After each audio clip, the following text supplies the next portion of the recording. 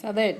Entonces, vamos a empezar por conocer este concepto con una referencia al pretérito. ¿Qué hiciste ayer? ¿No? 3 actividades específicas que yo hice ayer son trabajar. Ayer por la mañana trabajé, ¿no? No, ayer no. No trabajé ayer porque ayer no tuvimos clase. Entonces, ayer por la mañana, no, miércoles. Miércoles por la mañana trabajé. Por la tarde fui a mi casa y por la noche tuve que corregir unos exámenes. Bueno, chicas, tengo verbos regulares y irregulares para expresar mis actividades ayer. ¿Y ustedes qué hicieron ayer? ¿Trabajaron ayer? ¿Dormieron ayer? ¿Sí? Entonces, dormí ayer. ¿Viste una película ayer? Tú también. Tú fuiste al cine, ¿no? Fuiste al cine. Viste tu película en casa. Pero Colby fue al cine, ¿no? Acciones específicas. ¿Entienden? Ahora vamos a ciclar el uso del imperfecto, que no tiene nada que ver con ayer. Con el imperfecto hablamos de acciones habituales, repetidas, en general, ¿no? En general, de niña, ¿no? De niña, iba a la casa de mis abuelos, comía muchos dulces, jugaba al fútbol, ¿no?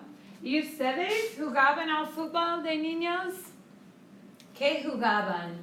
Yo jugaba al fútbol muchísimo.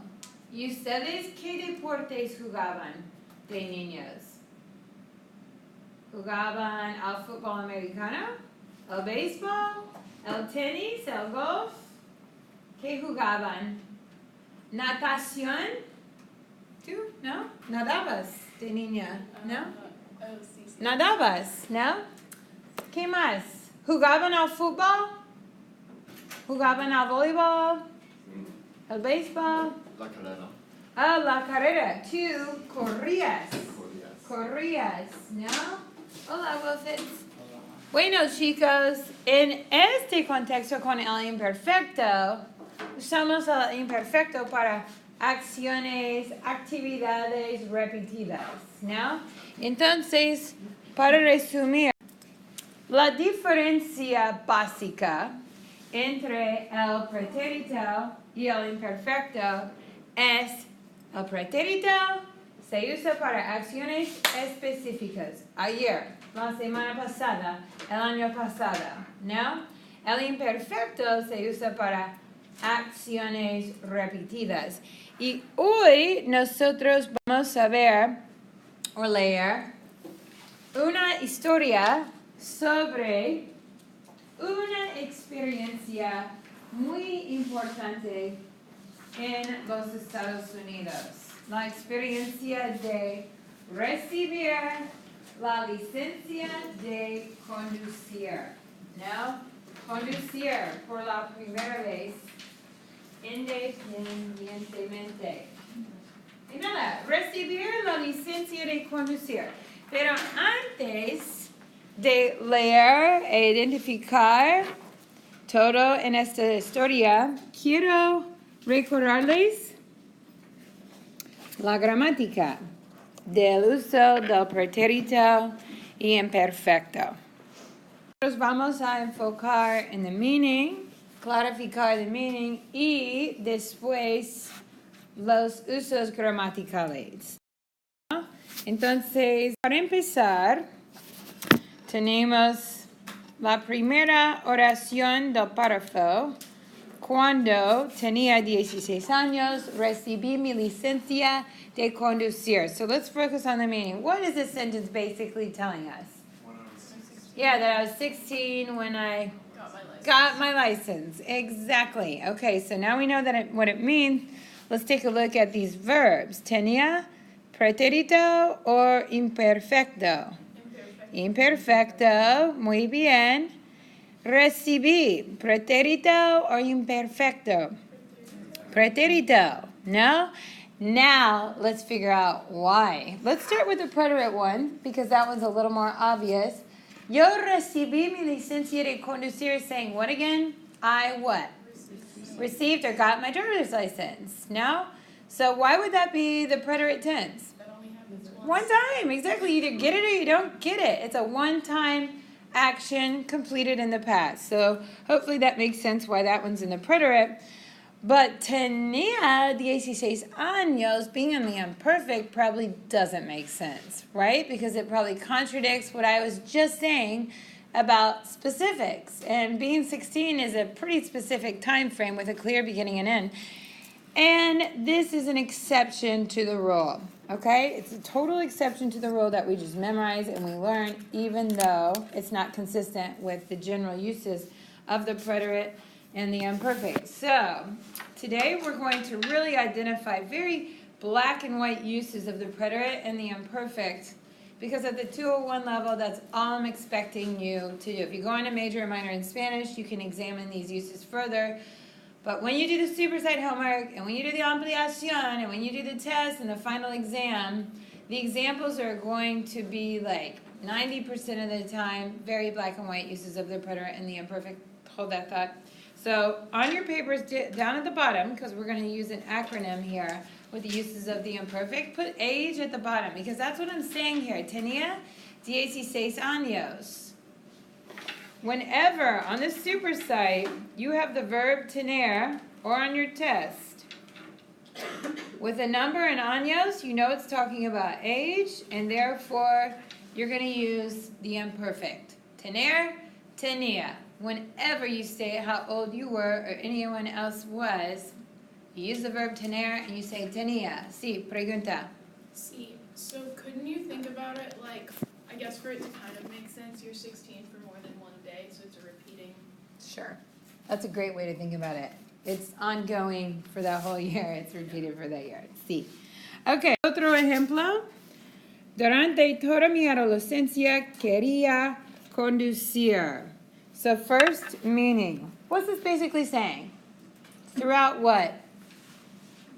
My adolescence. Right, exactly. Quería conducir. Yes, I wanted to drive. And, you know, most of us feel that way. In the United States, we rely a lot on cars, and you need that license in order to have some freedom from people driving you around. So most of us really want to learn to drive for over and over and over and over and over again. So is this a pretérito or imperfecto? Imperfecto, because why?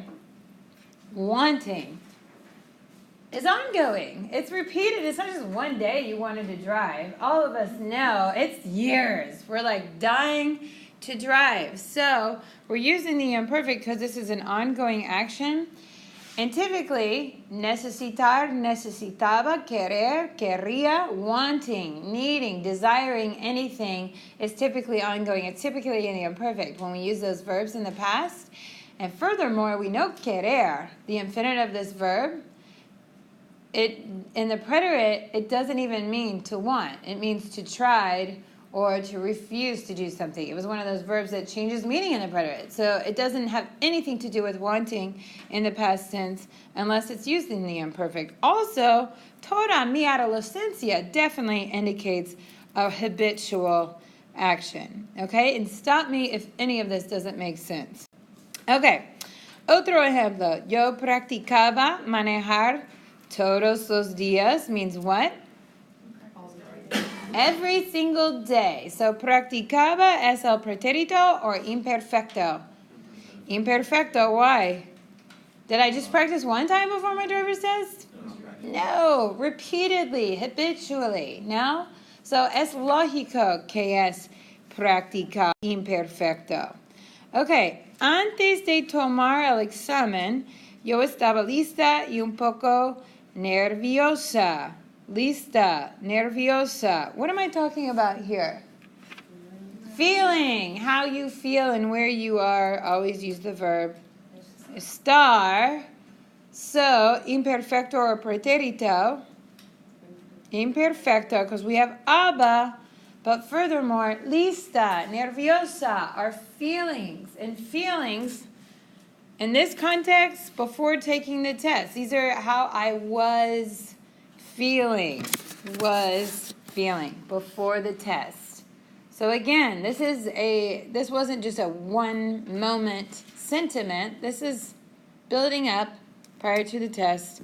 So it's definitely, I guess you could say repeated. And most of the time, chicos, let's add emotions to what's going to become an acronym for using the imperfect, which will really make your super sight homework and your test super fácil. Estaba lista y nerviosa. When we see an emotion, so our context clue is an adjective with the verb estar. When we see an adjective with the verb estar on the test, on the super site, it's probably going to be estaba, an adjective with estar. Because feelings, not always, but most of the time, are ongoing. Okay, ejemplo. Hacía sol, no llovía. Era un día bonito. El tiempo perfecto para conducir.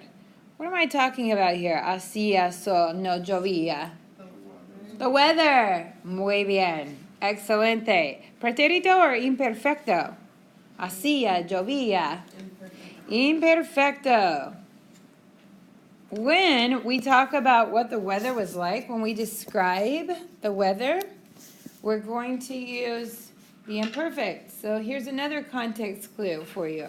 On the test, on the super site, when you see the verb hacer, your answer is probably going to be hacía. Hacía frío, hacía calor, hacía fresco. Ayer hacía mucho viento. Weather with the verb hacer and all those weather terms is probably going to be the imperfect. And then we have era un día bonito.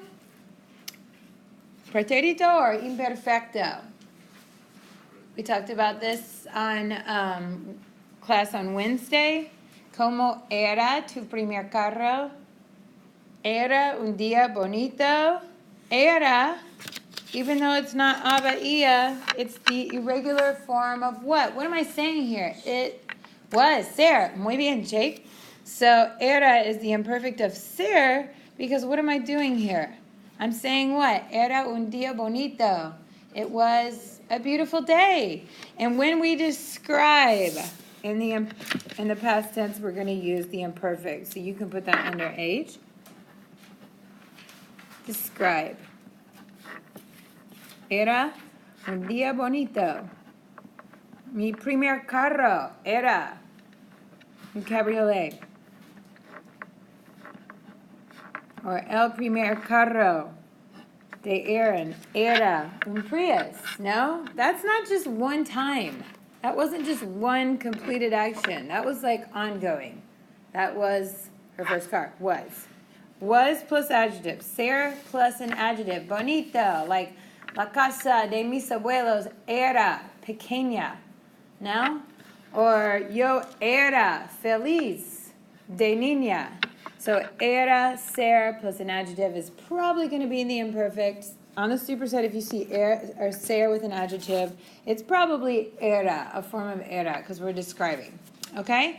And when you look on your paper, when you look on the story, lots of verbs are conjugated in which tense?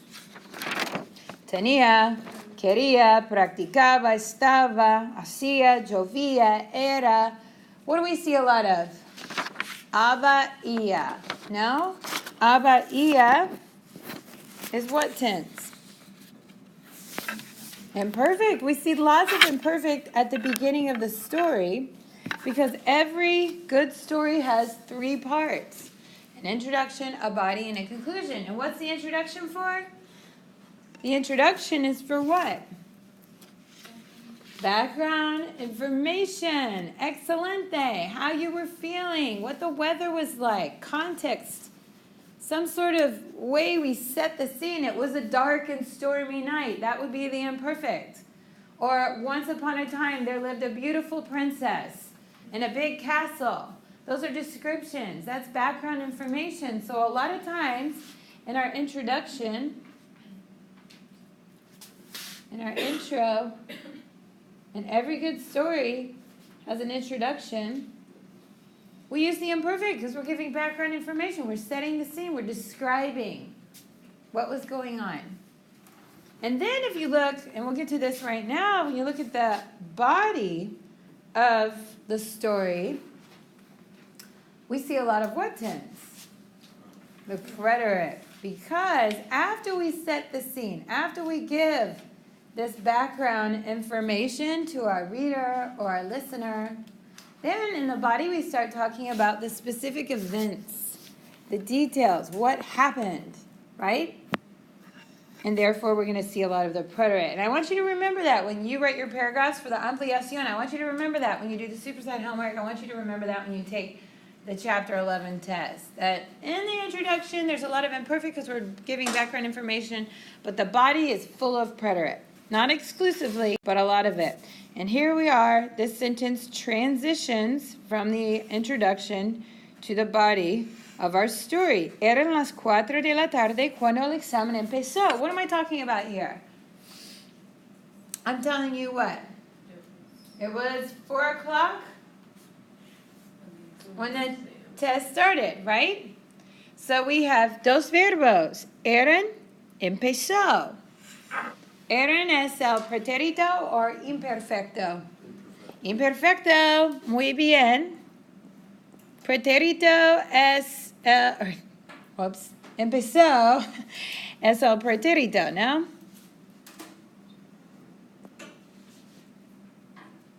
Empezó. When the test started. Empezar, comenzar, means to start. If you see empezar or comenzar on the supersite or the test or something, it's probably the preterite because started is a one-time action. Same with terminar, to end. So if you see verbs like that, most of the time they're going to be the preterite because they just are specific and happen once. But what's up with eran? It was 4 o'clock. Stating what time it was? Why is that in the imperfect? See? I guess that's a great way to remember it because this is an exception to the rule. Just like age, where we're like, that's weird, a specific year, how old you were, that's imperfect. Time, and I want to really emphasis with the use of the verb ser. Time with the verb ser is typically expressed in the imperfect. Eran las 4. So what are you going to look for on the supersite? You're going to look for the verb ser in parentheses and a number. If you see ser with a number, then you know it's eran. See? See, por un peso. Okay, so here's our acronym. Tweed. A student long ago in a different class came up with that, and I was like, well, that's what we'll use. Tweed. Time, weather, emotion, age, description. If you just focus on this and a couple other things that I'm going to mention today, have this handout, these notes. When you do the supersite homework, it literally will be pretty easy. Identifying which tense to use. Oh, ser, las with a number, duh, that's imperfect because that's telling time. Or tener with an age, that's imperfect, tenía. Your answers will be much clearer. And you want to look for those imperfect ones first because obviously we have lots of notes on the imperfect. Just like when we say how you feel and where you are, I always use the verb estar. For everything else, it's ser. When you go through the supersite activities, I want you to really focus on finding the imperfect first. And then you can identify the preterite. Focus on what it is more than what it isn't. Okay. Primero, me subí al carro. And I'm just going to go through these all at once. Después, ¿cómo? Tweed is also, coincidentally, the name of the best-selling legal cannabis brand in the world. Interesante. Side note. Prendí el carro con la llave. Primero. Después, en el carro, el examinador me preguntó, ¿está lista? Yo le dije sí y empecé a manejar el carro. All of these verbs I just went through all at once. Boom, boom, boom, boom, boom, because they're all in what tense? The preterite. Exactly. Why are they all in the preterite? Because they were specific. Specific events. Single actions completed in the past. Very specific. First, I did this. Then I did that. Boom, boom, boom. When we list events, a sequence of events, when you see sequencing words, primero, luego, después, por último, etc. Sorry. When we list these events, we're going to use the preterite. And we do that in the body. These are all things that lead up to the climax. I went to the cake party. I did a bunch of cake stands. I threw up everywhere. I went home, and then I passed out. That's a list of things that we did, and all of those verbs will be in the preterite, just trying to relate it to your life or somebody else's life. Somebody else's life. So on Monday, when you're like, oh my God, did you see so-and-so? You can say that all in Spanish. You can use the preterite to say what happened, right? She was so drunk. When we use that, that is actually when we say she was so drunk, what would I use? Preterite or imperfect? Or he was so drunk. He was so drunk. I listed everything, boom, boom, boom, boom, boom. And then I'm describing imperfect. Estaba muy borracha. Ella estaba muy borracha. Okay.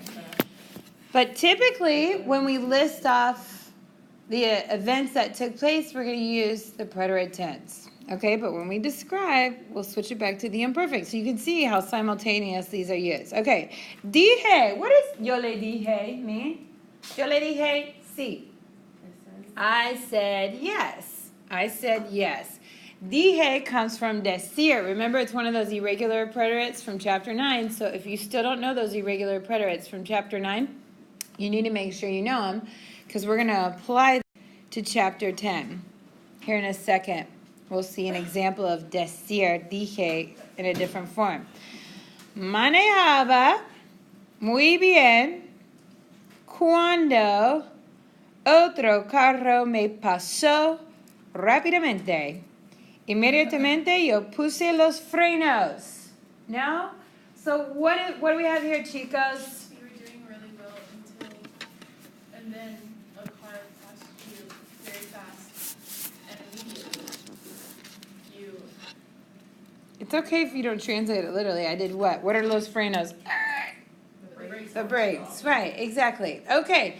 So, we know I was driving when something happened, right? Was driving, ongoing action. So, manejaba es el pretérito o imperfecto? Imperfecto. Muy bien. Cuando pasó, puse, pretérito o imperfecto? Pretérito, no? Cuando sandwich. Action in progress, interrupted by something else. Muy fácil. But I just want to point out that we can throw in that cuando sandwich, and you're going to throw in a cuando sandwich when you write your ampliación paragraph. You're going to throw that in because you're going to tell me, even in the body, what was happening when something occurred. So I was talking, el examinador no estaba contento, pretérito or imperfecto? Imperfecto, estaba, no? ¿Por qué? Emotion, no? Estaba contento, emotion. Después tuve que hacer la parte más difícil, estacionar el carro en paralelo. So what's this saying? Tuve que hacer la parte más difícil, estacionar el carro en paralelo. Everybody knows this. The driver says, la parte más difícil is what? What's la parte más difícil? Parallel parking. Did everybody have to parallel park for their driver's test? Not everybody does. They're thinking of getting rid of that. It's always interesting. The majority of my students say yes, they did, but then there's always some that said no, I didn't. But then you come to Charleston and you're like, well, didn't get out of it after all, because that's all I do in Charleston. Tuve que. Tuve. Pretérito or imperfecto? Pretérito. Muy bien. Why? This is really what? In the driver's test, this is a very what type of event? Specific. Right. This is like what we remember the most. No? Antes no tenía problemas de estacionar en paralelo, pero aquel día tuve un problema malo. Chicos, tenemos dos tiempos. Tenía, tuve. El infinitivo de tenía y tuve es tener, no? So why am I using both the imperfect and the preterite of these verbs when they're both followed by a problema? What's the difference? Aaron? Or Colby? You're both right. Exactly. How do you guys know that I'm referring to repeatedly I didn't have problems? Right, exactly. So it's saying that antes, which is what? Before or after? Before this day, right? Before, I didn't have problems. That indicates over and over and over again, every time I did it, no problema, right? And then that day, aquel día, now, boom, specific. Tuve un problema malo, no?